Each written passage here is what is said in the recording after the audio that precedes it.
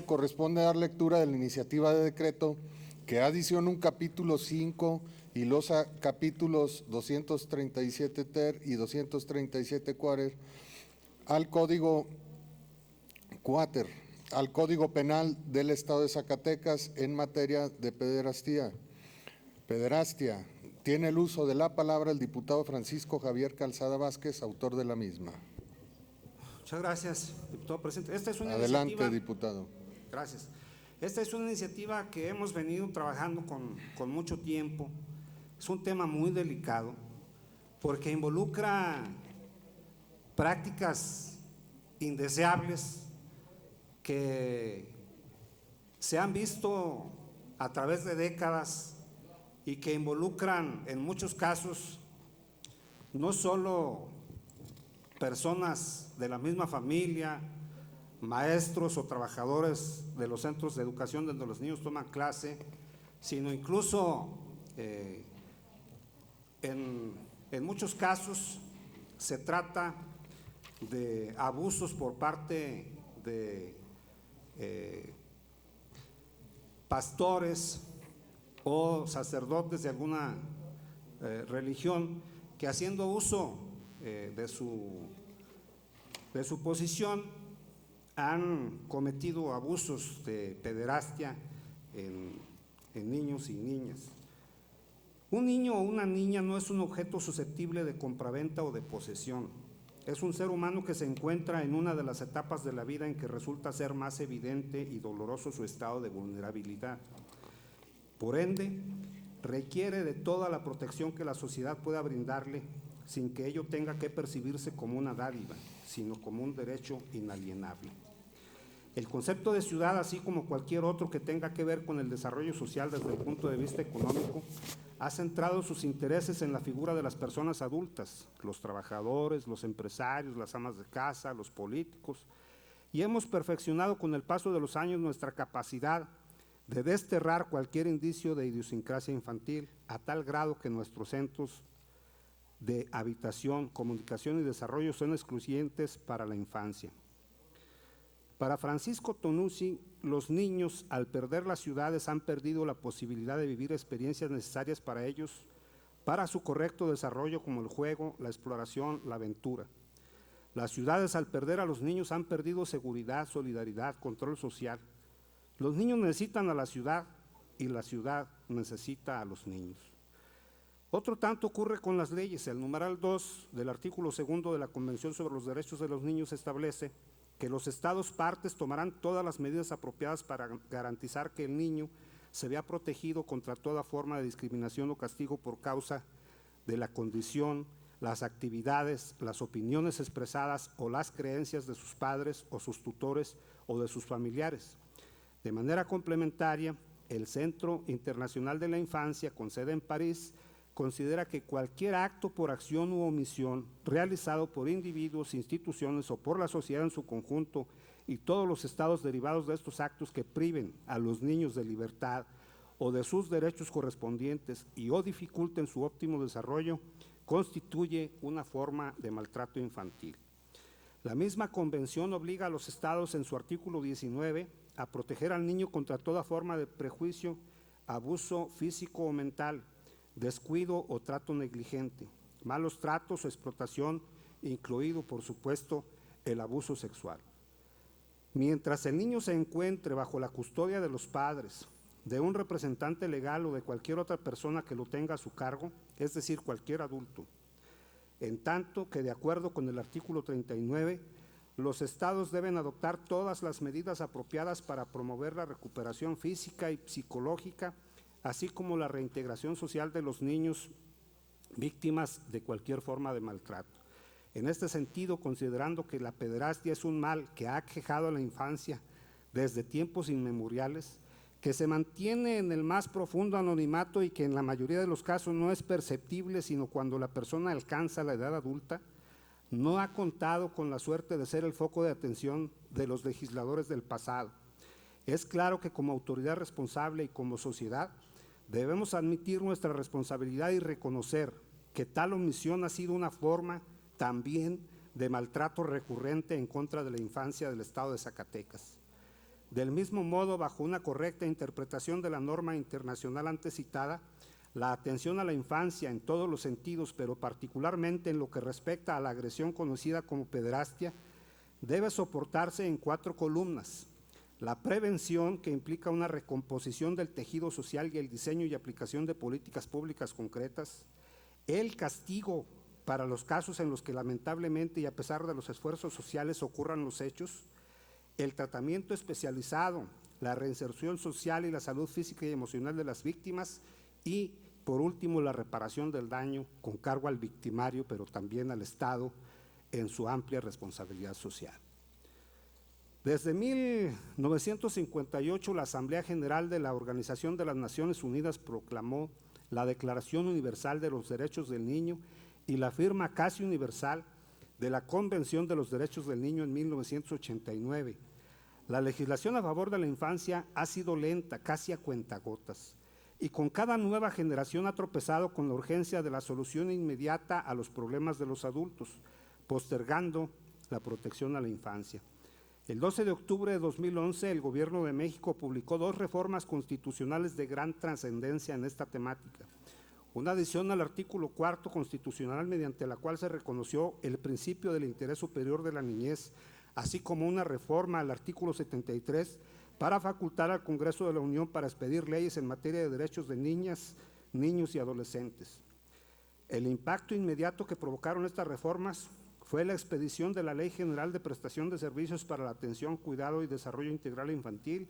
el 24 de octubre de 2011 y la Ley General de los Derechos de Niñas, Niños y Adolescentes de diciembre de 2014. Para Zacatecas, la Ley de los Derechos de los Niños, Niñas y Adolescentes data del 15 de julio de 2015. Cabe aclarar que para la Suprema Corte de Justicia de la Nación, el interés superior del menor tiene un contenido de naturaleza real y relacional, que demanda una verificación y especial atención de los elementos concretos y específicos que identifican a los menores, por lo que el escrutinio que debe realizarse en controversias que afecten dicho interés de forma directa o indirecta es más estricto que el de los otros casos de protección a derechos fundamentales. Particularmente en el ámbito jurisdiccional, el interés superior del menor es tanto un principio orientador como una clave de la actividad interpretativa relacionada con cualquier norma jurídica que debe aplicarse a un niño en un caso concreto o que pueda afectar sus intereses. Así, el interés superior del menor ordena la realización de una interpretación sistemática que considere los deberes de protección de los menores y los derechos especiales de estos previstos en la Constitución, en los tratados internacionales y en las leyes de protección a la niñez.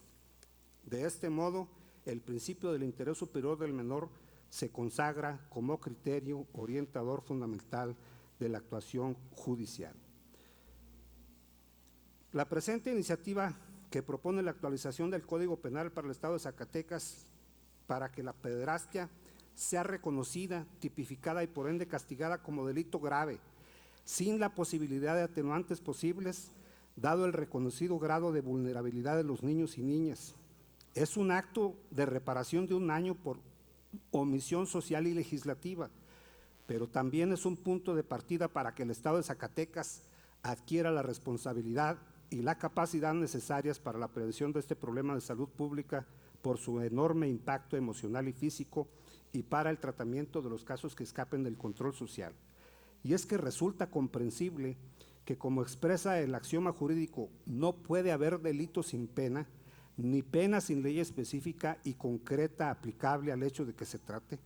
de donde se deduce la importancia de tipificar explícitamente y con la mayor claridad posible el delito de pederastia. Actualmente solo los estados de Baja California, Colima, Chiapas, Durango, Guerrero, Veracruz, Tabasco y Sonora y el Código Penal Federal cuentan con la tipificación del delito de pederastia. El resto de los estados, incluyendo Zacatecas, omiten el tipo penal y en el mejor de los casos solo lo consideran como agravante del delito de violación. El artículo 237, fracciones primera, tercera y cuarta del Código Penal para el Estado de Zacatecas hace referencia a la cópula con menores de 12 años con mayores de 12 años pero menores de 18 y con personas que no tengan la capacidad de comprender el significado del hecho o resistirlo. Sin embargo, no refiere la pederastia como delito. Desde hace algunos años, diversos medios de comunicación del mundo y las redes sociales han dado cuenta de casos escandalosos de pederastia cometidos por sacerdotes católicos. Un hecho minimizado al principio, pero que ante la contundencia de los hechos, las revelaciones hechas por víctimas y las denuncias presentadas ante autoridades han logrado que la Iglesia Católica reconozca la existencia de las agresiones, aunque sin identificar con claridad el número de casos que pudieran tener documentados. En febrero de 2019, Rogelio Cabrera López, presidente de la Conferencia del Episcopado Mexicano, reconoció en conferencia de prensa 152 casos de sacerdotes pederastas, algunos de los cuales están en la cárcel, dijo, y otros han sido suspendidos de su ministerio sacerdotal. Por su parte, el Papa Francisco, tras reconocer públicamente el delito cometido por varios integrantes de la Iglesia, eliminó la norma del secreto pontificio, impuesta desde 1972, con lo que se pretende evitar el entorpecimiento deliberado en las investigaciones de denuncias y la intervención de las autoridades civiles conforme a las normas de los diferentes países. Según una publicación de la revista digital El Tiempo, los países del mundo en donde hay mayor presencia de pederastas de la Iglesia Católica son Alemania, México, Chile, Estados Unidos, Australia, Holanda, Irlanda, Francia y Canadá. Resulta imposible por el momento conocer el número de pederastas que existen en el mundo, pues por lo que respecta a los del clero, muy pocas conferencias episcopales han dado a conocer sus datos. UNICEF estima que en la actualidad al menos 120 millones de niños y niñas han sufrido abuso sexual, que el número de sacerdotes pederastas es un porcentaje mínimo en comparación con la totalidad de los agresores y que el perfil de estos es indefinible, pero comprende a familiares de las víctimas, profesores, educadores, trabajadores en centros deportivos, homosexuales, trabajadores de ONG, proxenetas, traficantes de niños, monitores, voluntarios en el trabajo con niños y también sacerdotes católicos y de otras confesiones cristianas, así como budistas, musulmanes y otros. De acuerdo con un informe de la organización no gubernamental Save the Children, entre el 10 y el 20 de los adultos sufrieron abuso sexual durante la infancia. Se denuncian tan solo unos 4,000 de estos delitos anualmente y el 70% no llega a juicio de esas denuncias presentadas por las omisiones legales que existen en la mayoría de los países al respecto. Entre los países de la OCDE, México ocupa el primer lugar en maltrato sexual infantil. De acuerdo con un estudio de la misma organización, más de 4,5 millones de niñas y niños son víctimas de abuso sexual en nuestro país. Lo repito, más de 4,5 millones de niñas y niños son víctimas de abuso sexual en nuestro país y solo se denuncia 1 de cada 100 casos. El INEGI reporta que la tasa de violación de niñas y niños en México es de 1,764 por cada 100,000 y 5,000 por cada 100,000 son víctimas de tocamientos. Y el índice de impunidad es del 99%. Por su parte, la Oficina de las Naciones Unidas contra la Droga y el Delito y la organización EARLY informaron que 281 niñas y niños adolescentes requirieron atención hospitalaria por abuso sexual infantil en 2017 y 744 menores de edad ingresaron a algún hospital por enfermedades de transmisión sexual.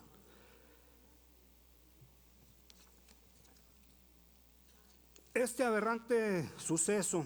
ocurrido con la niña Fátima Cecilia, de apenas 7 años de edad, quien desapareció en una delegación de la Ciudad de México el pasado 11 de febrero, tras lo cual se activó la alerta Amber. El 16 de febrero el cuerpo de la menor fue localizado dentro de una bolsa de plástico, en un lote baldío, desnuda y con signos evidentes de violencia sexual. Los feminicidas, una pareja de esposos, fueron detenidos el 19 de febrero en un poblado del Estado de México. Otra niña, Camila, era una niña de 9 años, violada y asesinada por un familiar cercano, quien luego abandonó el cuerpo de la menor en una finca del Valle de Chalco el 4 de enero de 2019. En noviembre de 2018, una pequeña de 5 años fue asesinada por sus tíos aquí en nuestro estado, en el municipio de Sombrerete, luego de haber sufrido abuso sexual y físico por un tiempo prolongado.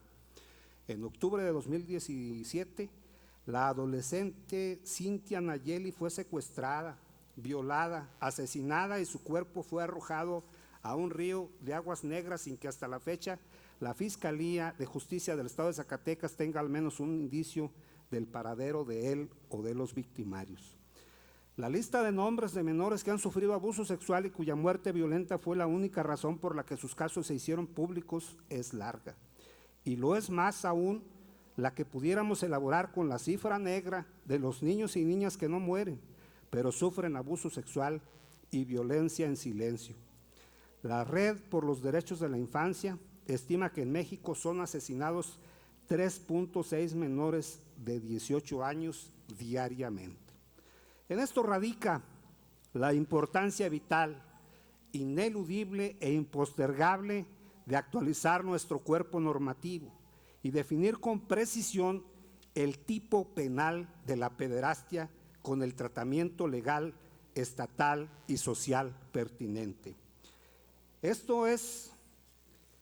tenemos un estudio comparativo de los estados de Baja California, Colima, Guerrero, Tabasco y del Código Penal Federal que se incorporan a la iniciativa y que omito su lectura, pero en donde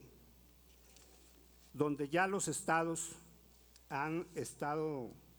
las entidades del país, trabajando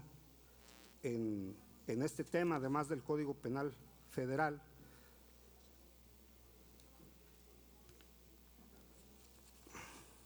Continúo en